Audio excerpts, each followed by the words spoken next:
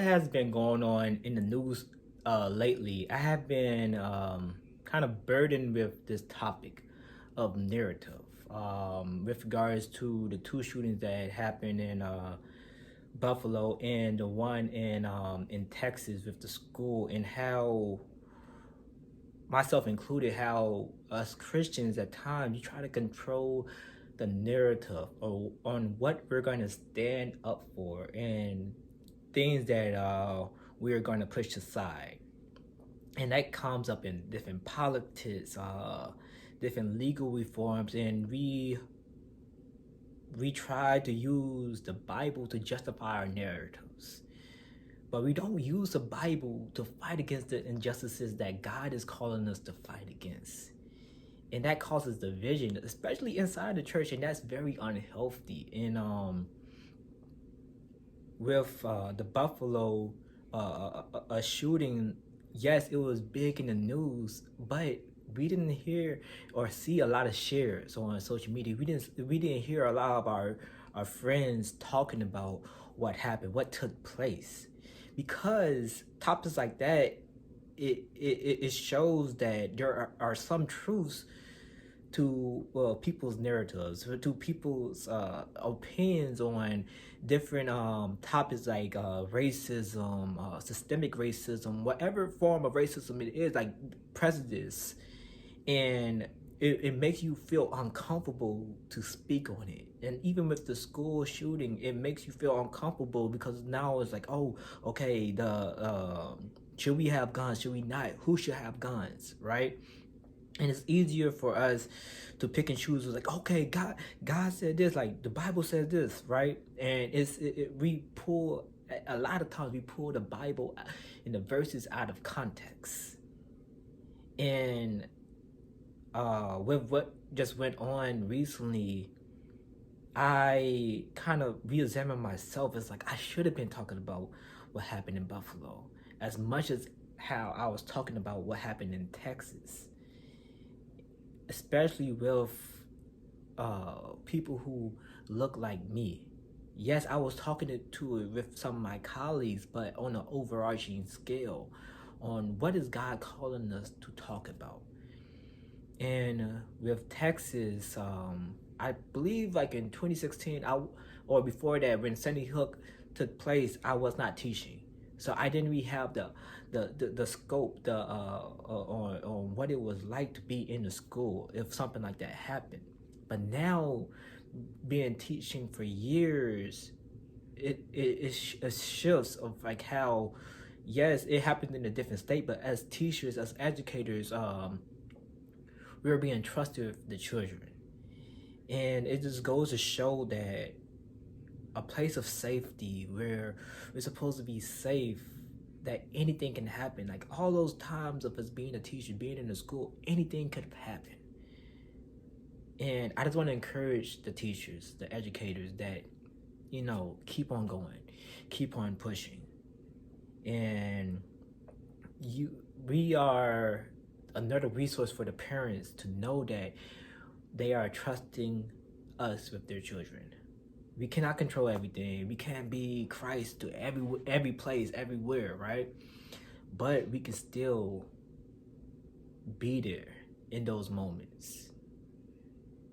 And even more so, where I am with like the students, like, man, like, you can bring God to them in the craziest ways, because our topics range and then they'll talk about anything, right?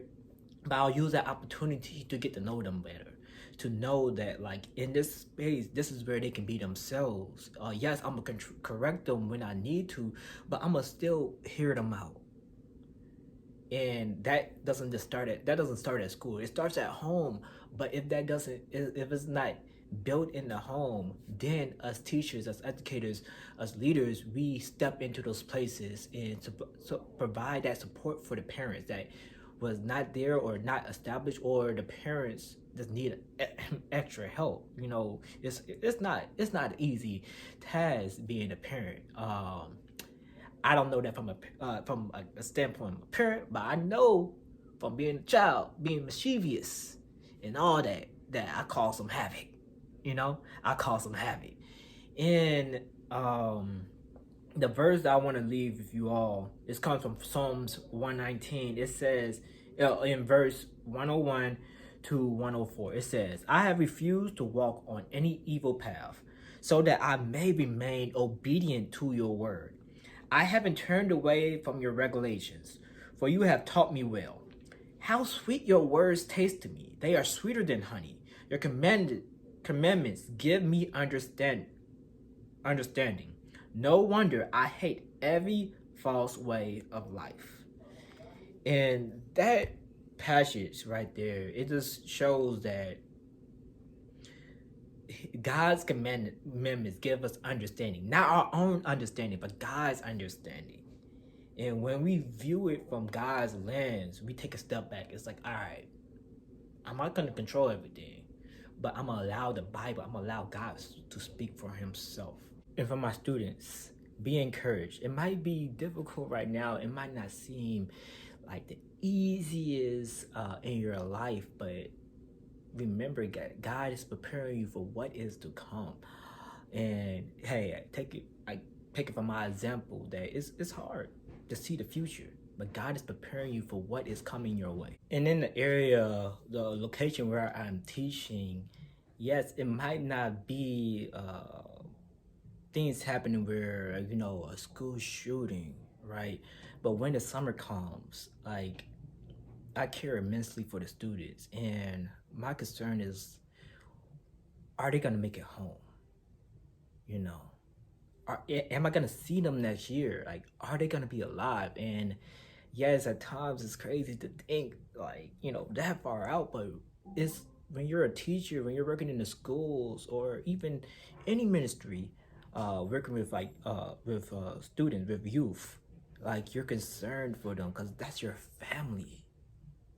And it's a beautiful thing because you can connect with so many, young people, younger generations, and when they respect you, it's like your heart becomes that much open. And I remember in times in my life where I would try not to establish certain, like, all these relationships, because I know how my heart is. And then I at times I'll be praying, I'll be crying, I'll be thinking about all these relationships that I established that I haven't seen in years because of different mission trips, there's different service, and where I connected to a young person, and it's like, man, like, I hope they're doing okay.